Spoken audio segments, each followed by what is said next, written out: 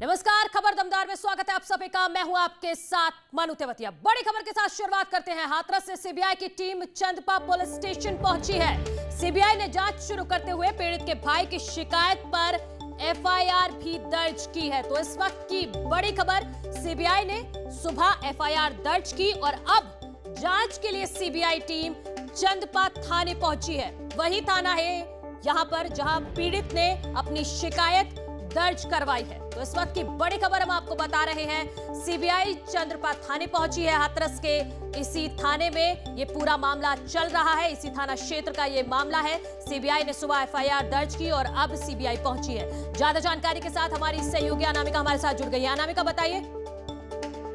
देखिए, यूपी सरकार की संस्तुति के बाद फिर सीबीआई ने अपनी कार्रवाई आगे बढ़ाते हुए पीड़िता की न्यायिक तहरीर पर एफआईआर दर्ज कर ली थी और फिलहाल सीबीआई की जो टीम है वो चंदपा थाने पे पहुंच गई है। पूरे जो एफआईआर दर्ज की गई है, पुरानी जो रिकॉर्ड है सारे, उसको खंगाला जा रहा है कि कब इस मामले में क्या क्या मामला दर्ज किया गया, क्योंकि कई बार एफआईआर में चेंजेस किए गए हैं। फिर धाराएं आगे बढ़ाई गई। पहले छेड़छाड़ का मामला, पहले मारपीट का मामला था, फिर बाद में गैंगरेप में दर्ज किया गया। तो जो पुराने रिकॉर्ड हैं उसको सीबीआई देख रही है। और इसके अलावा महत्वपूर्ण बात ये भी है कि इस पूरी टीम में सीमा पाहूजा, एक महिला जो तेसरा अधिकारी है, अब वो इस पूरी टीम को लीड कर रही है। जो गाजियाबाद सीबीआई यूनिट में डिप्टी एसपी है सीमा पाहूजा, वो भी इस पूरी टीम के साथ आई हुई हैं। और इससे पहले वो हिमाचल प्रदेश की गुड़िया मामले की जांच भी कर चुकी हैं। वो भी सीबीआई टीम के साथ में मौजूद है। और फिलहाल चंदपा थाने पर जो पुराने रिकॉर्ड जिसको खंगालने का काम कर रही है सीबीआई, यानी कि हमें मान सकते हैं कि सीबीआई की जांच की जो रफ्तार है वो आज से आगे और बढ़ेगी और आने वाले दिनों में नए अपडेट्स मिलेंगे। जी, बहुत शुक्रिया अनामिका आपका तमाम जानकारी के लिए। तो सीबीआई चंद्रपा थाने पहुंची है। वहां के पुलिस वालों से पूरे मामले की जानकारी ले रही है कि किस तरह से पहले मारपीट का मामला आया और उसके बाद छेड़छाड़ का मामला ये बन गया। सीबीआई ने सुबह ही इस मामले में एफआईआर दर्ज की है और तेजी से एक्शन ले रही है सीबीआई। कल टेकओवर किया इस पूरे मामले को, आज एफआईआर दर्ज की सुबह और अब चंद्रपा थाने पहुंची है। वहां के पुलिस वालों से इस पूरे मामले की जानकारी ली जा रही है। हाथरस कांड पर सरकार ने अपने तरीके से एक्शन लिया और विपक्ष ने उसे सियासी बनाया। ऐसे में पीड़ित परिवार के बीच अविश्वास की लकीर चौड़ी होती गई, जिसका असर जांच में भी दिखाई दे रहा है। आरोप प्रत्यारोप के बीच सियासी हंगामे ने जोर पकड़ा तो सरकार ने जांच का दायरा बढ़ा दिया। एसआईटी के बाद अब सरकार ने सीबीआई को केस सौंप दिया है। हाथरस कांड पर सीबीआई ने पीड़िता के भाई की शिकायत पर एफआईआर दर्ज कर ली है। कल सुबह पीड़ित परिवार कड़ी सुरक्षा के बीच लखनऊ जाएगा, जिसके बाद सीबीआई के अधिकारी बैठक करेंगे।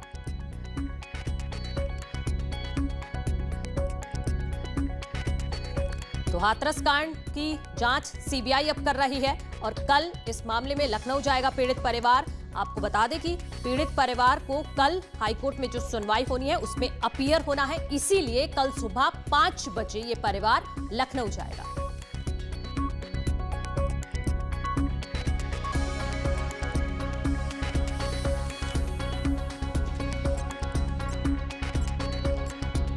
तो शिकायत पर एफआईआर दर्ज हो चुकी है। हाथरस कांड में हम आपको इससे जुड़ा हर अपडेट बता रहे हैं। पहले एसआईटी जांच कर रही थी, कल से सीबीआई ने इस पूरे मामले को टेक ओवर किया है और एक्शन में दिख रही है सीबीआई। चंद्रपा थाने पहुंच गई है, पुलिस वालों से जानकारी ले रही है और दूसरी तरफ लखनऊ जाएगा कल पीड़ित परिवार। इधर पीड़ित परिवार की सुरक्षा में चूक का मामला भी सामने आया है। पीड़ित परिवार के लोग घर में लगे सीसीटीवी को बोल रहे हैं कि यह नियमित काम नहीं कर रहा है। बिजली के जाते ही घर में लगा सीसीटीवी बंद हो जाता है। आपको बता दें कि 4 दिन पहले ही घर में 8 सीसीटीवी कैमरे लगाए गए थे। मामला सामने आने के बाद प्रशासन ने पीड़ित के घर में इन्वर्टर की व्यवस्था की है।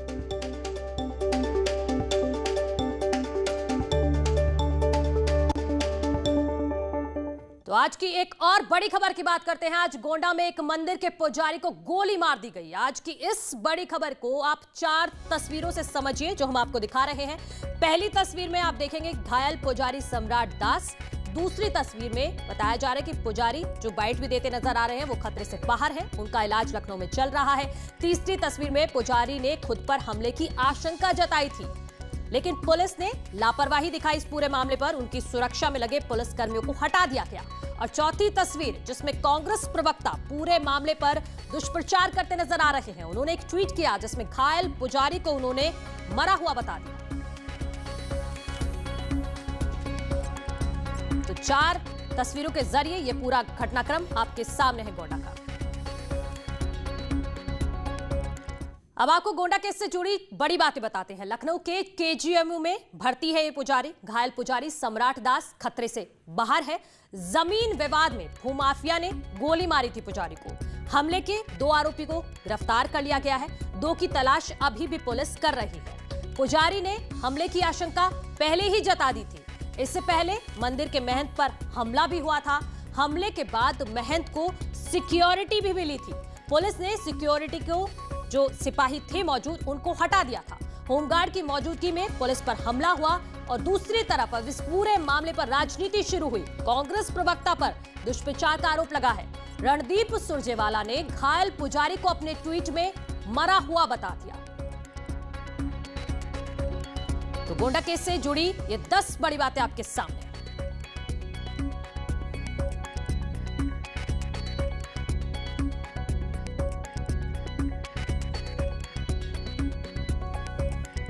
इसी बीच मंदिर के महंत का ऑडियो भी वायरल हुआ। इटिया थोक के एसएचओ के साथ पूरी बातचीत की गई थी। हमले को लेकर पहले से ही आशंका जता दी गई थी पुजारी की तरफ से। सीताराम दास पर पहले भी हमला हो चुका है और हमले की आशंका के बावजूद पुलिस ने सुरक्षा नहीं बढ़ाई। मंदिर के महंत ने एसएचओ से नाराजगी भी जताई थी।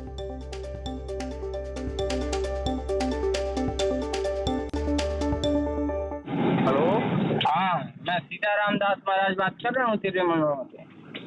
कहिए। अच्छा, ऐसा है कि हमें मंदिर सूचना मिल रही वहाँ बम लग रहा है। हाँ, तो ये क्या घटना है? आपने एक्चुअल में आप जैसे ही आए सुरक्षा हटा दी गई। इसके बाद ये सब घटनाएं हो रही है, अच्छी बात नहीं है। अच्छा, इसको थोड़ा आप दिखवाइए, संज्ञान में लीजिए अपने। ठीक है, संज्ञान लिए, हमारे सिपाही हैं वहाँ मौजूद हैं। नहीं, सिपाही मौजूद है उसकी बात नहीं, किसने बम दागा मुझे ये प्रूफ चाहिए। मुझे ये प्रूफ चाहिए, किसने बम दागा, किसने ये घटनाओं को अंजाम दिया, ये मुझे प्रूफ चाहिए। कहाँ पे बम दागा है? ये मंदिर के पास में बम दागा है। कोई नहीं बम दागा है मंदिर के पास में। हमारे सिपाही गए थे वहाँ पे। हमारा आपके होम गार्ड ने, जस्ट मिनट, आपके होम गार्ड ने हमें फोन करके बताया है। उसकी भी रिकॉर्डिंग है हमारे पास, है ना? अच्छा, उनके होम गार्ड से भी बात करते हैं। हाँ, आप उनसे बात कर लीजिए। देखिए, गलत बात है। जातिवादी राजनीति आप लोग मत करिए। हमारा आपसे निवेदन है, ठीक है? कमरा निवेदन है, जब आदमी एक पद पे होता है तो उसको सच बातों को समझना चाहिए। ठीक है? ऐसा मत कीजिए, है ना? ऐसा मत कीजिए कि हमारा समुदाय खतरे पे आए, है ना? थोड़ा सा आपसे निवेदन है, आप थोड़ा देख लेते तो अच्छी बात होती। ठीक है?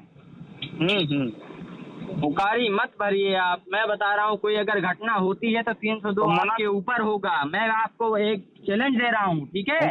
हुंकारी ना भरे तो मना करें। नहीं, मैं आपसे एक बात निवेदन कर रहा हूँ, अगर कोई घटना होती है तो आरोप पूरा आपके ऊपर जाएगा और दुनिया कोई ताकत आपको बचा नहीं पाएगी। मैं आपको बता दे रहा हूँ, आप एक षड्यंत्र के तहत इटिया थोक थाने पे आए हैं, ठीक है? और इस केस में पुलिस ने अब तक क्या कार्रवाई की है वो भी समझ लीजिए। पुजारी की गोली मारने के मामले में 2 आरोपियों को पुलिस ने गिरफ्तार कर लिया है, जबकि 2 आरोपियों की अभी भी तलाश की जा रही है। पुलिस के मुताबिक आरोपी गांव के ही हैं और पुजारी सम्राट दास से उनका पुराना जमीन विवाद चल रहा था। पुजारी इस समय लखनऊ के केजीएमयू में भर्ती है, जहां वो खतरे से बाहर बताए जा रहे हैं।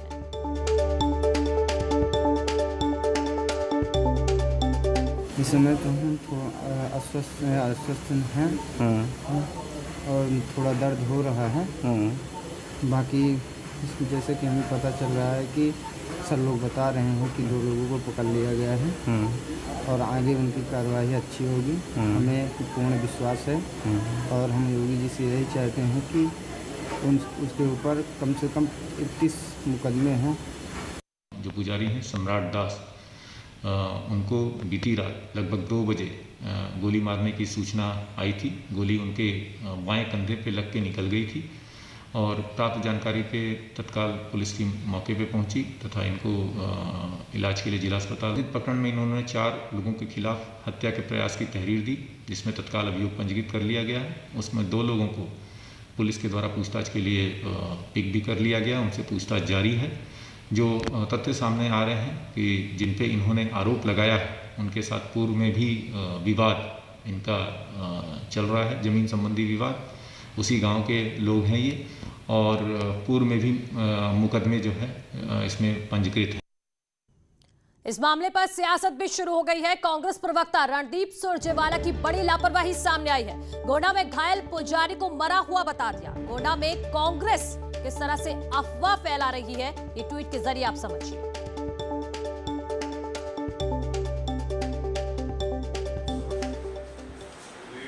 वहीं रणदीप सुरजेवाला के भ्रम फैलाने वाले ट्वीट पर बीजेपी ने निशाना साधा है। श्री राम जानकी मंदिर के महंत सीताराम दास के ऊपर हमले के आरोपी समेत 2 की गिरफ्तारी कर ली गई है। कांग्रेस नेता रणदीप सिंह सुरजेवाला का ट्वीट बिना तथ्य की जानकारी के आधार पर किया गया ट्वीट है।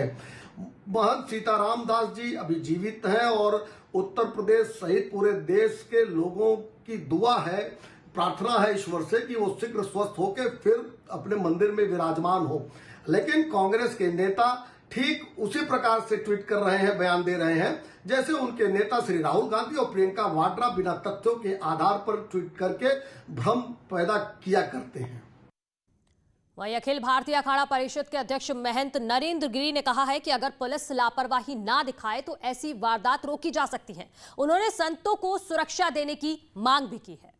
चाहे गोंडा हो, यूपी की घटना है, राजस्थान घटना है, इन सब में पहले आपसे कहा कि जहाँ भी मठ मंदिर हैं उनकी सुरक्षा बढ़ाई जाए, क्योंकि आकस्मिक हो जाती हैं तो वहाँ थोड़ी समस्या आती है।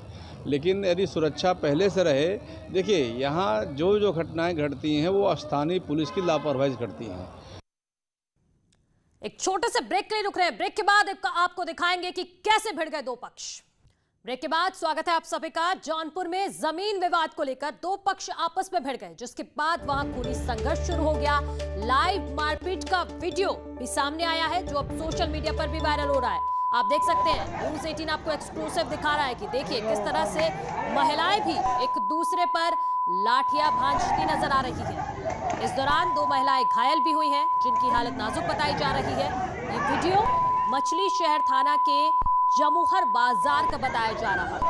ये देखिए एक्सक्लूसिव तस्वीरें आपके सामने।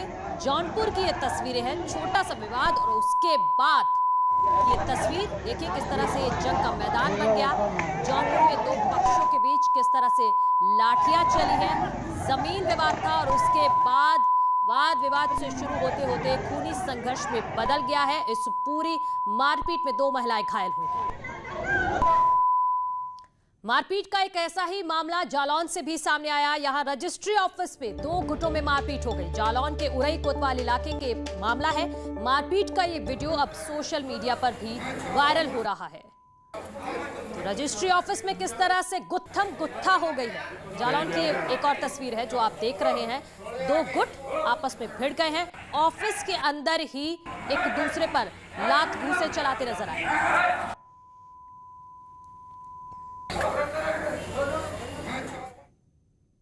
आगे बढ़ते हैं, झांसी से बड़ी खबर की बात करेंगे। झांसी पुलिस को बड़ी सफलता मिली है। पॉलिटेक्निक छात्रा से रेप के मामले में पुलिस ने 4 घंटे के अंदर आरोपी को गिरफ्तार कर लिया है। पीड़ित छात्रा ने रेप के आरोपी छात्र की पहचान कर ली है। इस केस में अब तक मुख्य आरोपी समेत 3 लोगों को पुलिस ने गिरफ्तार किया है और इसकी पुष्टि की है एसएसपी दिनेश कुमार ने। तो न्यूज़ 18 ने इस खबर को प्रमुखता से चलाया। खुद एसएसपी ने हमें आश्वासन दिया था कि इस केस में जल्द से जल्द कार्रवाई की जाएगी और देखिए न्यूज़ 18 की खबर का असर, आरोपी को गिरफ्तार कर लिया गया है। आगे बढ़ते हैं, हमीरपुर के जेल तालाब इलाके में मकान खाली करवाने के विवाद में एक दलित महिला के साथ बर्बरता का मामला सामने आया है। दबंगों ने महिला का घरेलू सामान घर से निकालकर सड़क पर फेंक दिया और महिला को पेड़ से बांधकर उसके साथ मारपीट की। मौके पर पहुंची पुलिस ने बंधक महिला को छुड़ाया और मामले की छानबीन शुरू कर दी।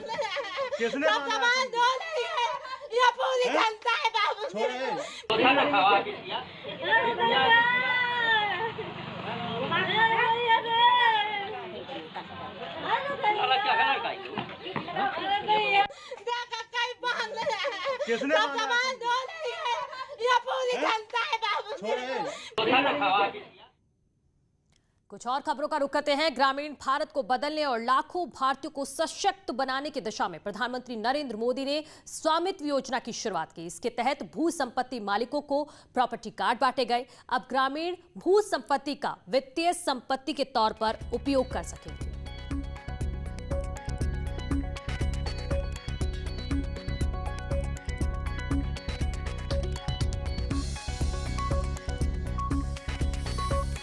प्रधानमंत्री नरेंद्र मोदी ने रविवार को स्वामित्व योजना के तहत लोगों को प्रॉपर्टी कार्ड्स वितरित किए। पीएम मोदी ने वीडियो कॉन्फ्रेंसिंग के जरिए प्रॉपर्टी कार्ड्स वितरण का शुभारंभ किया। इसके बाद प्रधानमंत्री नरेंद्र मोदी ने वीडियो के जरिए कार्ड लाभार्थियों से बात की। पीएम मोदी ने उनसे पूछा है कि प्रॉपर्टी कार्ड्स मिलने से और मालिकाना हक हाथ में आने से उन्हें क्या फायदा मिला है। गाँव के लोगों को बिना किसी विवाद के प्रॉपर्टी खरीदने और बेचने का रास्ता साफ करेगा। प्रॉपर्टी कार्ड मिलने के बाद गांव के लोग अपने घर और कब्जे की जो आशंकाएं रहती थी उससे भी मुक्त हो जाएंगे। साथ ही उन्हें इससे पहले क्या समस्याएं होती थी। कुछ लोगों ने बताया है कि अपनी संपत्ति के पुख्ता दस्तावेज होने से उन्हें बैंक से लोन लेने में मदद मिली है। इस योजना का मकसद है कि ग्रामीण इलाकों में लोगों की संपत्ति के मालिकाना हक का एक रिकॉर्ड बनाया जाए। लोगों को उनके घर और जमीन का प्रॉपर्टी कार्ड दिया जाए। ये एक तरह से उनके मालिकाना हक का दस्तावेज है। इन राज्यों में हरियाणा, कर्नाटक, मध्य प्रदेश, महाराष्ट्र, उत्तर प्रदेश और उत्तराखंड शामिल हैं, जिनके सर्वे का काम पूरा हो चुका है। पीएम मोदी ने इस दौरान बाराबंकी के राम मिलन से भी बातचीत की, जो शारीरिक चुनौतियों के बावजूद भी परचून की दुकान चलाते हैं। इस दौरान राम मिलन ने बताया कि प्रॉपर्टी कार्ड के जरिए कैसे उनकी जिंदगी की राह आसान हो गई है। जब आपको अपने घर का मालिकाना हक, आपके यहाँ उसको घरौनी कहते हैं, जब ये घरौनी मिल गया है तो पूरे परिवार को, आपको इसका क्या असर पड़ेगा? साहब बहुत अच्छी खुशी की बात है साहब कि यह घरौनी मिल गई है। जो पास पड़ोस के विवाद रहे थोड़े बहुत वो खत्म हो गए हैं और इससे हम कर्ज ले सकते हैं, अपना व्यवसाय बढ़ा सकते हैं।